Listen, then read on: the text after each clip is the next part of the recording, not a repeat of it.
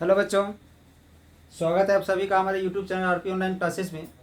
मैं आरपी यादव आज का इस क्लास में 11th क्लास मैथमेटिक्स का एक क्वेश्चन लेकर के आए हैं।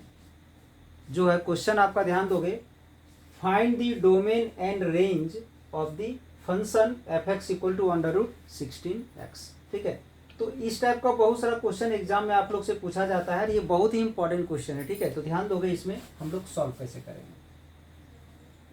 इसमें जो गिवन फंक्शन है हमारा √16 - x²। तो सबसे पहले डोमेन अगर कहीं निकालने बोला गया है ना, तो डोमेन का एकदम सीधा सा मतलब हम लोग समझ लेते हैं। x का जो पॉसिबल वैल्यू होता है उसे हम लोग डोमेन कहते हैं। ठीक है, और पूरे एफ एक्स का जो पॉसिबल वैल्यू होता है उसे हम लोग रेंज कहते हैं। ठीक है, इसमें यहाँ पर x का जो पॉसिबल वैल्यू होगा उसे हम लोग क्या बोलेंगे, डोमेन। तो ये इतना तो आप लोग को पता होगा कि रूट के अंदर जो है सो जो भी वैल्यू रहता है वो नेगेटिव नहीं होता है। नेगेटिव रहने से इमेजिनरी हो जाता है। ठीक है, रूट के अंदर का जो भी टर्म है वो या तो जीरो होगा या तो जीरो से ग्रेटर होगा। यानी रूट के अंदर यहाँ पर क्या है, तो 16 - x² है।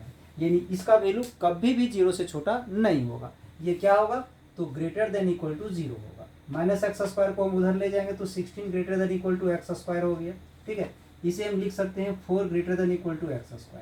अब अगर इस x² को हम इधर ले लेते हैं, 4² को उधर ले लेते हैं, ये जो ग्रेटर देन का जो साइन है वो इधर आ जाएगा। ठीक है, इसके लिए एक रिलेशन होता है, ध्यान दोगे, आप लोग पढ़ोगे या तो पढ़े होगे, x² less than equal to a²। अगर कहीं भी x² less than equal to a² है तो हम लिख सकते हैं x greater than equal to -a and less than equal to +a। इस चीज को हमेशा याद रखोगे।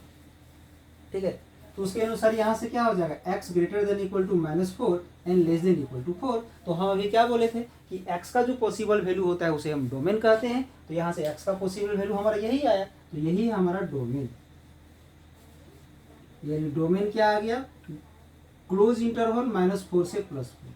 अब एक थोड़ा छोटा सा चीज और आप लोग समझ लेते हो, x greater than equal to a है और लेस देन इक्वल टू अगर b है, तो इसका मतलब हो जाता है कि x belongs to close interval a to b। अगर इसी में हमारा x ग्रेटर देन a है, लेस देन b अगर है, तो x belongs to open interval a भी होता है। इन सब चीजों को पता होना चाहिए। हमारा सेट्स में, हमारे चैनल में आपको मिल जाएगा ये सब चीज, ध्यान दोगे। अगर x a और b के बीच है और a और b के इक्वल भी है तो ये ब्रैकेट क्लोज हो जाता है। बट अगर x a के ग्रेटर है बट इक्वल नहीं और x b से लेस है बट इक्वल नहीं, तो ये ओपन इंटरवल हो जाता है।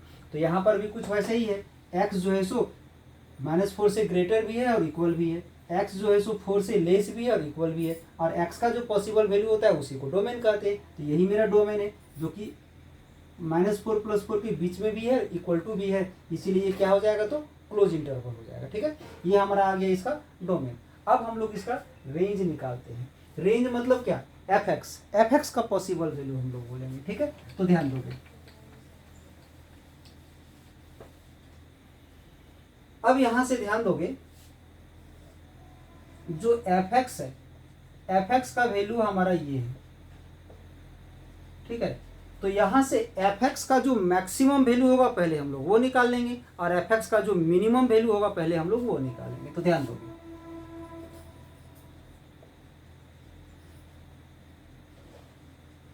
Maximum value of F x. तो एफ एक्स का वैल्यू मैक्सिमम कब होगा, जब हम लोग यहाँ एक्स का मान 0 लेंगे। ठीक है, एट एक्स इक्वल टू 0, जब हम लोग एक्स का मान 0 लेते हैं। ठीक है, तो अगर हम लोग x का मान यहाँ 0 लेंगे तो एफ एक्स इक्वल टू आ जाएगा √16 - 0 that is √16 that is 4। F x का वैल्यू क्या आ गया, तो 4 आ गया। अब मिनिमम वैल्यू,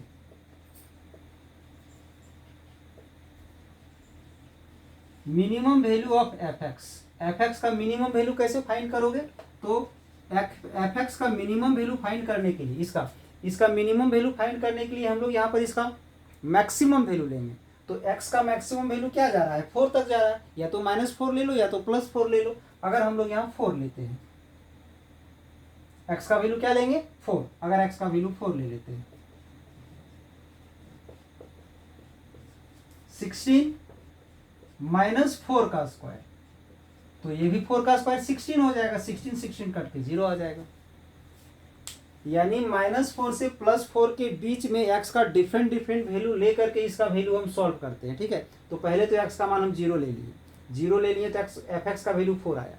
बट x के जगह अगर हम 4 लेते हैं तो 4 का स्क्वायर करेंगे तो 16 आएगा, 16 कट जाएगा तो क्या हो जाएगा 0, यानी f(x) का वैल्यू 0 से 5 तक लाइज करेगा। तो यहाँ लिखेंगे देयरफॉर f(x) जो है वो greater than equal to 0 but less than equal to 4 है। तो यानी यहाँ से रेंज क्या आ गया हमारा, रेंज आ गया क्लोज इंटरवल 0 to 4। रेंज क्या आया 0 to 4, डोमेन क्या आ गया -4 to 4, यानी x का जो पॉसिबल वैल्यू होता है उसे हम लोग डोमेन कहते हैं और f(x) का जो पॉसिबल वैल्यू होता है उसे रेंज कहते हैं।